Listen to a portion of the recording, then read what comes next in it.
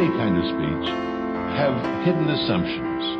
Your job as a listener is to rivet those out, to detect the assumptions the speaker is making, and if he hasn't called attention to them, then your job is to call attention to them. There are certain special recommendations I'd like to add about listening to a sales talk. Everyone on the speaking side should have some skill in selling, but all of us are being sold all the time. We should have some skill in sales resistance.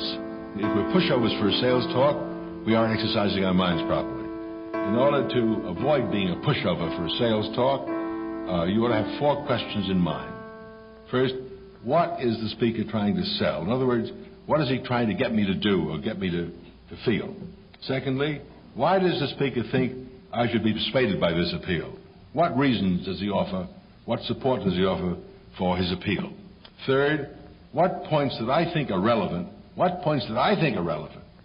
has the speaker failed to mention? What does he fail to say that might sway me one way or the other?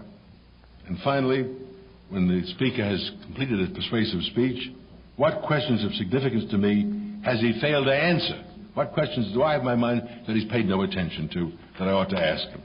Commercials. But really what we're trying to do, believe it or not, is come to a goal, a very simple goal, and that's to distinguish reality from unreality. It's a simple statement, but it's not easy to grasp. But getting to that word contradiction, this will save most people a lot of time and effort to understand that what is, as you put it, what God creates has no contradictions. There are no contradictions in nature. The only place you'll run into a contradiction is something that's been made by man, something that's artificial. Now, in nature, there are times when we look out there and there are apparent contradictions. That simply means that we don't have enough knowledge of what nature is. So what the word that can be used for that is paradox. Now, a paradox is a seeming contradiction that an educated man could consider literally anything, any topic, thoroughly, without necessarily embracing it. So when you get to that type of person, when you become fortunate enough to get around that type of person, you can have a rational discussion. Without embracing it or without dismissing it, either way. Well, that's it, yeah. Usually, by the time you get to the point where you don't embrace it, you've already decided that you're not going to dismiss it, or that you are going to dismiss it. Right. You'll either embrace or dismiss. But the point is, the important part of that is that you thoroughly investigate it, and you thoroughly investigate it rationally, which means methodically, systematically. Here we go back to the Trivium. You apply the rules that are contained within the Trivium to act as a filter. But until you're finished with your filtering process, you're either going to embrace it or essentially reject it.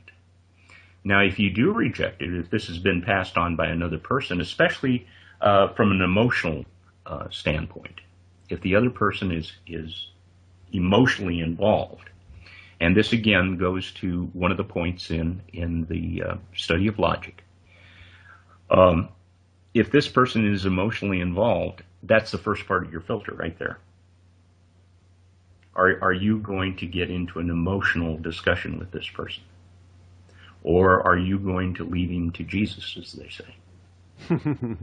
Which often is the wisest thing.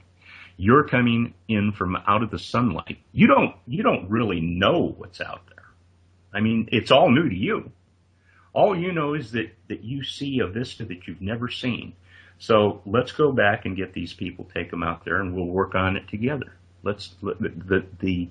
The possibilities out there are far greater than what they are here. I can't do it all alone, so come with me. And you're killed for coming up with that proposition by these emotional people who are afraid of opening their eyes and seeing. The best way I found is because we have such well-researched dictionaries, is to start with the dictionary term. And if you're lucky enough, go back to a dictionary that's a number of decades old, back in the 30s and especially pre-1920, and compare the two, if it's a concept that's important to you. So, as we go along into argument, we'll find that we'll be able to define not just individual words, but entire propositional sentences, and finally whole arguments. And our inconsistency, our mental inconsistency through practice, will be replaced by clarity. So if definitions are not agreed upon, if the grammar is inconsistent between the two people, how are you ever going to communicate? Which is why you need to define your terms whenever you're trying to discuss something. It's like, okay, well, you think this word means something different than I do. Well, this is why we define it first. And this is what Clint Richardson has done so much to expose with legalese and all of this stuff, and always make sure you're understanding the words that legal code uses, not what you think it uses. Yeah. Use a Black's Law dictionary or whatever the case is. When you have a conversation with someone, you need to define the terms before you proceed. Yeah, and on that point, whoever gets to define the terms can dictate everything that flows out of it. So you can have what appears to be a very logically sound and seemingly valid argument and buy into it without understanding that whoever controlled the definition led you down that path. So if you don't understand that grammar is about the definitions, and whoever gets to dictate what the definitions are can dictate the logical outcome of your thinking. All right, so it's about maintaining a consistency in thought and a lack of contradiction within our thinking about these terms. Okay, so this is where we get into fallacies, and fallacies are all about Going logic. to the next slide, correct? Yeah, the next slide. So there's been arguments online about how logic, you can't rely on logic for truth. And it's because logic can't stand on its own. Logic has to have the grammar. That's right. So when you hear the arguments that you can't trust logic, or logic is flawed, or inductive logic is impossible and deductive logic is circular, all of this stuff is ignoring the fact that that logic spins out of grammar. It spins out of a recognition of what's happening in reality. And let me just add something to that, because and we've emphasized this in the past many times, is that if people put why before who, what, where, and when, they're nearly always going to come to false conclusions, because that leaves logic standing on its own, and it puts logic before grammar. But if you ask the who, what, where, when, and why, and then apply the logic to that, then everything is in the right order. Who, what, where, when, then why, then how. Yeah, and then so with the Trivium, there are all of our what questions, the what, the who, the when, that's all pertaining to grammar, and the logic is all about the why. Because if you place the logic first, the logic dictates your definitions. Always start off with that one axiom, the law of identity: existence exists, A is A. It doesn't need proof. Our ability to think or view the world or analyze anything is impossible without that one axiom. From there, we move up a level to percepts, as in perception, what we're perceiving are concretes. They're observable, they're quantifiable, you can prove them deductively. Sometimes they're self-evident, sometimes you need to think about them a little bit. Okay, so they're not always self-evident, but this is the realm of sensory data or instrumentational data or so on. This is our interface with reality. And from the information, from those concretes, from those observations, we move up to a concept.